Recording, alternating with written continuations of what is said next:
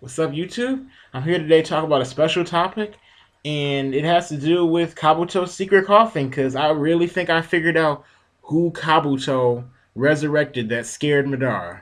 And I'm here to tell you I think it's Yahiko. And reason being is Yahiko has a lot of stuff that we don't know about him, and he was seen as one of the strongest ninja out of their group. He was seen as the strongest ninja out of the Katsuki when it was just Nagato and Conan and just a bunch of ninjas that we don't know about. He was seen as the strongest. Even Hanzo mistaked him as the strongest. And I know this is really random. Like people are like, well, I know you guys are like wondering like, where does Yahiko come from? Why Yahiko? I mean, he was strong. Obviously, he was strong, but what about Madara's body? What about Izuna? What about the stage six paths? Uh, I really don't think it'd be Izuna. Izuna's just not a possibility. I think I've talked about that in other videos, but if I haven't, I'm just going to rephrase it again. Izuna wouldn't make sense to resurrect out of all the ninja, being that he would come back without half of his powers because he wouldn't even have his eyes anymore. And a lot of you are wondering, well, Itachi came back with his eyes and Sasuke has them. Well, yeah, but Itachi died with his eyes, and you have to die with something in order for you to be resurrected that way. As seen with Nagato, he died with his gray hair and his body being all skinny and whatnot, but he didn't come back complete. He only became complete after he absorbed Killer Bee's chakra, if you know what I'm talking about. Therefore, since Izuna actually died, like I think I read this in the data book somewhere. If you guys don't know about the data books, look up the Naruto. Just type in on Google Naruto data book. I'm like, you can find where they talk about different facts or whatnot. This is in the third data book where they talk about Izuna and that he died because I guess he couldn't see. He died because he had trouble seeing. He still was able to fight, but he was weaker without his eyes anymore after he had given them to Madara. Meaning that he wouldn't even be that strong anymore if he was resurrected, because since he did give them to Madara for the Eternal Mangekyo Sharingan, he wouldn't have any of his abilities. He wouldn't have any of the Mangekyo techniques, I don't believe. He probably would just be a blind fighter. He would be weaker, and it would be no point in bringing him back. He wouldn't be as strong. As for the Sage of Six Paths, I used to think he was a possibility, but I'm not so sure now, being that I think he would come back way too strong. I mean, Kabuto controlling him, I mean, he might as well just, whip Madara in shape. Why is he even teaming up with Madara? Why is he even scared Madara if he had a Sage of Six Paths? And as Madara's real body, I think that's a possibility because it would make sense why it would kind of scare Madara a little bit, with him holding, or I guess it wouldn't really be Madara then, but it would be exposing his true identity. So I guess that would make sense. But the real question is, why would Madara even care if his identity was even exposed? Like, let's say he's not Madara. Let's say he's some other ninja. He's still ultra strong. He's still at a Kage level, beating Kage level ninja. I mean, he even beat Conan before. He has Izanagi, so he obviously has the powers from the Uchiha and the Senju. But would there really be any purpose if they found out, okay, he's not Madara Uchiha? How would that change the story that much? I mean, who would it? I mean, if it was somebody else, I mean, why would it matter if he's already on that kind of level? But that's just my thought. But Yahiko, since he was the former leader of Akatsuki, and people used to mistake him as, I guess you could say, the strongest one out of their group, and he used to always say it was Nagato.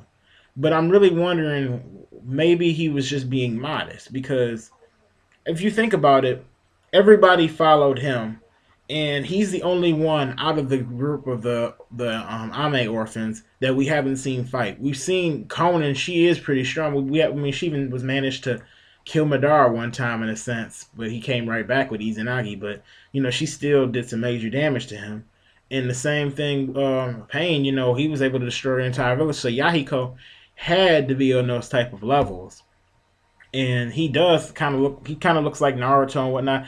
And if he is Kabuto's secret coffin, it would make sense because who better to face, before they face off with Madara or whatnot than Yahiko? Or I mean, obviously Naruto's going to face off with Sasuke too, but he would just be a perfect opponent in the war because Naruto has met the fourth Hokage, his own father, who was trained by Jiraiya, his sensei, and of course, he's met Conan and Pain, and we've seen all of them fight. We haven't seen Yahiko, and Yahiko was the first one to try to set up what they call the bridge to peace. And since this is a war where they're trying to find peace, he would have to be the perfect opponent. Now, why people are wondering? Will probably. I mean, I know you guys are all probably wondering why Yahiko. I mean, why would Madara be scared of Yahiko? That's what I mean. Why would he be scared of Yahiko?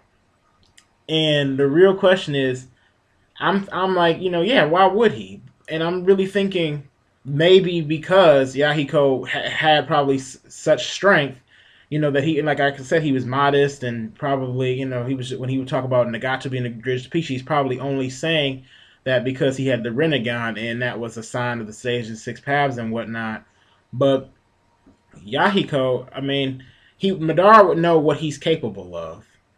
If he's stronger than Nagato, then obviously he's probably close in strength with Madara. And Kabuto did have an army of Edo Tensei bodies, so with if you have think about it, if you had Itachi, Nagato, Deidara, Kakazu, and Sasori all in your face, Madara wasn't really phased by them, and then he saw the secret coffin. It has to be somebody reasonable. I also used to think it was the two brothers of the, or not brothers, but the sons of the Sage of the Six Paths that were brothers, the ancestor of Uchiha and Senju.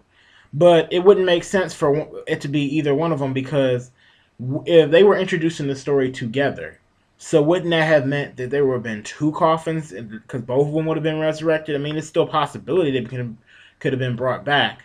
But Yahiko would make sense because, I mean, he even looks like Naruto. I mean, well, they don't look exactly like, but they favor a lot.